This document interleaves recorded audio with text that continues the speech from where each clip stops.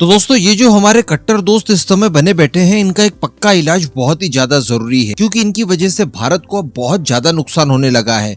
बिना किसी कारण के, बिना किसी दोष के हमें वो सजा मिल रही है जो इन लोगों ने जानबूझकर रशिया को सजा दी थी। जी हाँ, देखिए हम सभी जानते हैं कि किसी भी देश के लिए उसका जो ट्रांसपोर्ट इंफ्रास्ट्रक्चर होता है वो कितना महत्वपूर्ण होता है। अगर महत्वपूर्ण नहीं होता तो रशिया यूक्रेन वॉर के बाद में एयरबस हो, जो कि फ्रांस और यूरोपियन देशों की मिलीजुली कंपनी है, और बोइंग जो कि अमेरिका की कंपनी है, ये लोग रशियन एयरलाइंस के लिए पार्ट्स की सप्लाई वगैरह बंद नहीं करते। ये लोग चाहते हैं कि रशिया की एयरलाइंस वगैरह ठप हो जाए, क्योंकि अगर ऐसा होगा तो इससे रशिया को तगड़ा नुकसान होगा। तो कहने का मतलब रशिया तो इनकी नजरों में दोषी था, तो उसे इन्होंने दंडित किया, लेकिन भारत ने तो ऐसा कोई काम नहीं किया। भारत तो इनकी नजरों में दोषी नहीं है। इवन भारत वो देश है जिसने रिसेंटली इन दोनों देशों से दुनिया की अब तक की सबसे बड़ी डील की। रिसेंटली टाटा की एयर इंडिया द्वारा 470 विमान खरीदे गए, जिसमें से आधे अमेरिकन कंपनी बोइंग से खरीदे गए, तो वहीं पर आधे लगभग फ्रांस और यूरोपियन देशों की मिलीजुली कंपनी एयरबस से खरीदे गए। इसके अतिरिक्त हमारी दूसरी एयरलाइन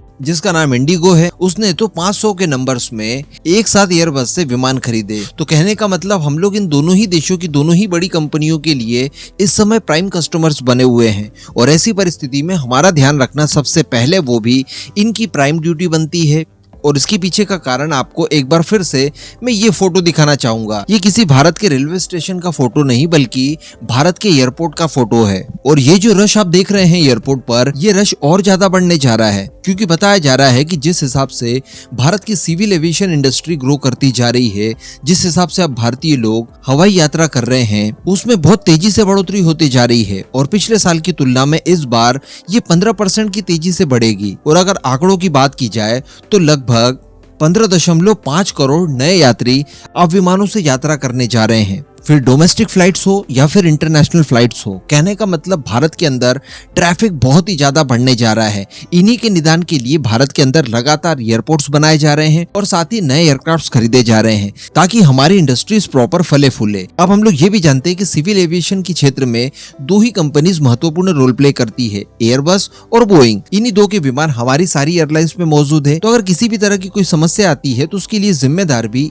यही दो कंपनियां होती है। अभी कुछ ही समय पहले हम लोगों ने देखा कि हमारी एक एयरलाइंस पूरी तरह से बंद हो गई, जिसका नाम गो फर्स्ट है। और इसके पीछे जो सबसे बड़े कारण बताए जा रहे थे वो थे अमेरिका की प्रैट एंड व्हिटनी कंपनी, जो कि इनके एयरक्राफ्ट्स के लिए समय पर इंजन प्रोवाइड नहीं करवा पाई, और एक के बाद एक विमान ग्राउंडेड होते गए, और उसके बाद इस पूरी एयरलाइंस को ही बंद करने की नौबत आ गई, वो दिवालिया हो गई। कहने का मतलब एयरक्राफ्ट्स को लेकर स्पेयर पार्ट संबंधित समस्याएं हमारी एयरलाइंस को बहुत ही ज्यादा हो रही है। अब इसका खामियाजा गो फर्स्ट तक सीमित नहीं है, बल्कि स्पाइस हो या फिर एयर इंडिया हो या फिर इंडिगो हो, इन तीनों एयरलाइंस को भी बड़े स्केल पर इन प्रॉब्लम्स को फेस करना पड़ रहा है। यानी इन्हें समय पर स्पेयर पार्ट्स वगैरह की आपूर्ति नहीं की जा रही है, और इसके चलते बताया जा रहा है कि फिलहाल इन तीनों ही एयरलाइंस के 160 की संख्या में एयरक्राफ्ट्स ग्राउंडेड हो चुके हैं। अब ये जो 160 विमान ग्राउंडेड हुए हैं, इसमें 55 तो गो फर्स्ट के हैं। इसके अतिरिक्त दोस्तों बताया जा रहा है कि 90 की संख्या में, यानी बड़ी भारी भरकम संख्या में, इंडिगो एयरलाइंस के विमान भी ग्राउंडेड हो चुके हैं। इसके अतिरिक्त स्पाइस जेट की बात की जाए तो उनके लगभग 30 विमान ग्राउंडेड हैं,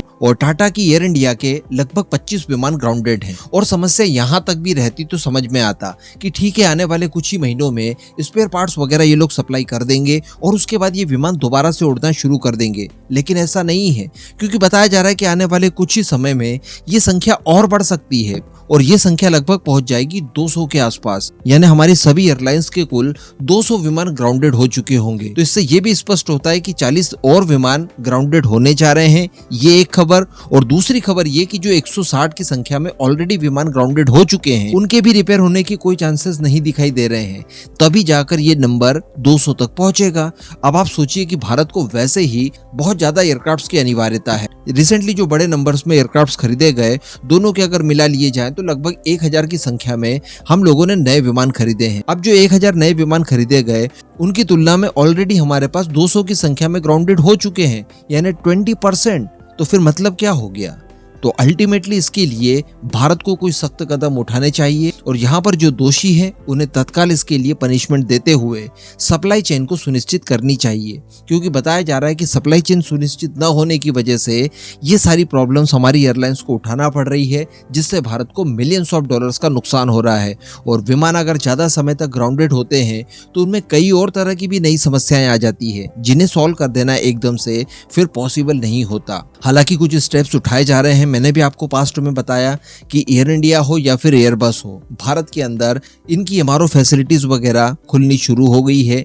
इनसे संबंधित जो लीप इंजन होते हैं उनके निर्माण और उनके स्पेयर पार्ट्स वगैरह भी अब भारत में बनेंगे। इसी के साथ साथ ये कंपनियां भारत के अंदर आकर लोकल मैन्युफैक्चरिंग को भी बढ़ावा देने के लिए सोच विचार कर रही है, अलग अलग पार्टनर्स के साथ बातचीत कर रही है। लेकिन फिलहाल की जो हमारी समस्या है ये एज इट इज है, लंबे समय तक रह सकती है, इसका निवारण जरूरी है। इस पूरे मुद्दे पर अब आपका जो भी मानना हो नीचे कमेंट करके जरूर बताइएगा।